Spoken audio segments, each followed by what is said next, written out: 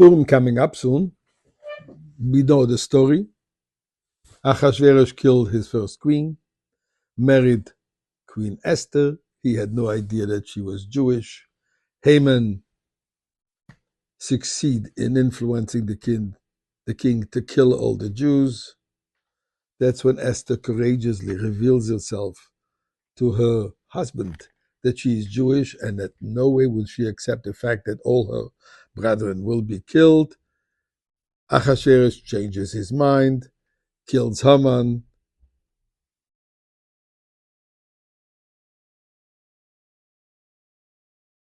makes Mordechai the highest position in the king.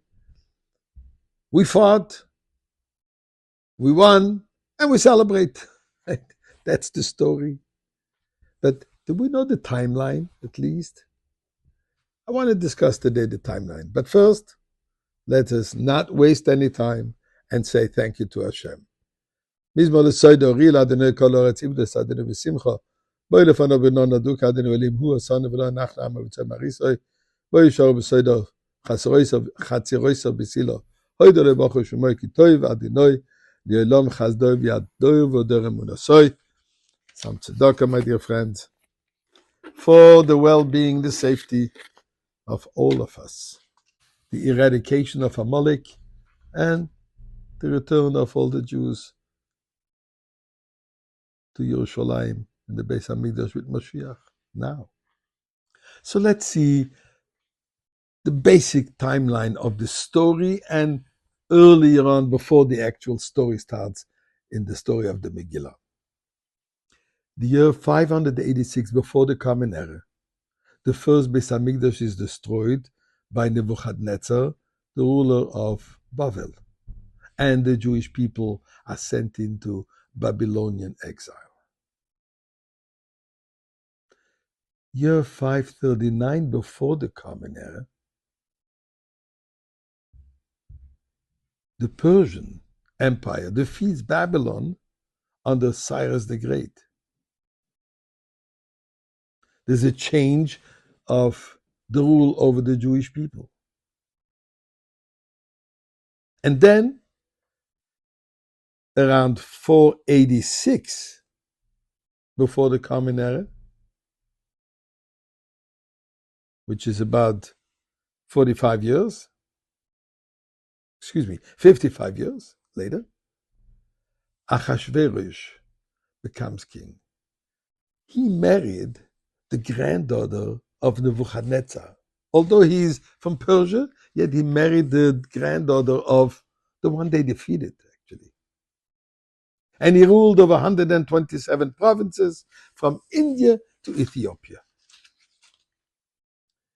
Being that he was not of royalty, and he depended on Vashti for royalty, for 3 years he was insecure in his reign, and at that he didn't do anything.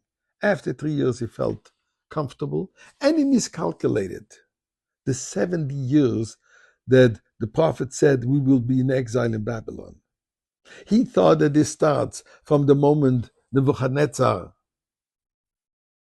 came in and conquered Jerusalem. Really, the 70 years only started when the Beis Hamikdash was destroyed, which was later.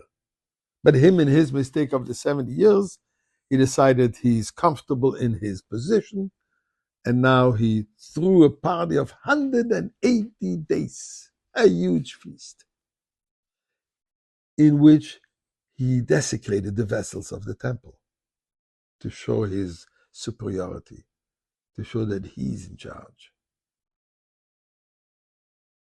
But during that party, there was a huge problem that happened.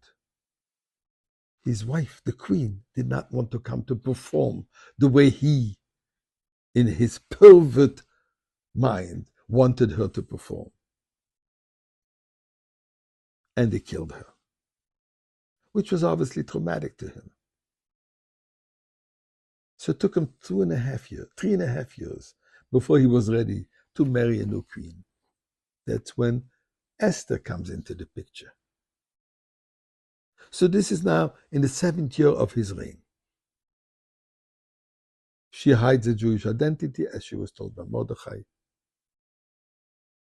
Soon after, Haman, the wicked Haman, is promoted to be on top of everything. And he decided to annihilate, to destroy the Jewish people. He convinces the king to accept the money for the destruction of the Jewish people. This decree was sealed in the month of Nisan. From the 13th to the 15th, Esther fasted and asked all the people to fast before she's presenting herself to the king. And she succeeded in annulling, to a certain extent, the decree for the Jewish people to be able to defend themselves. Haman is hung. On the 13th day of the month of Adar, we fought, we won the battle, and since then, Purim is the most joyous holiday.